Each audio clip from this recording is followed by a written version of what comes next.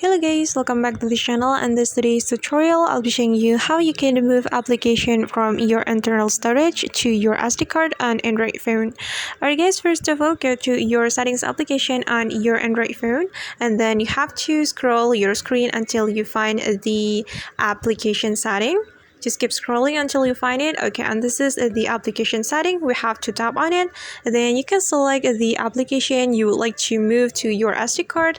And just remember guys that not all application can be moved to SD card, so you have to check it first.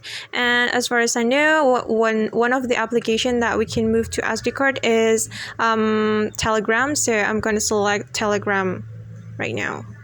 Just keep scrolling, and then okay, this is my Telegram application. Just tap on it, and since we want to move to SD card, we have to change the storage location. You can click on storage right here, and then click on change right here to change the storage location from internal storage to SD card, and then select SD card, and then we can click on move and just wait until the process has been completed.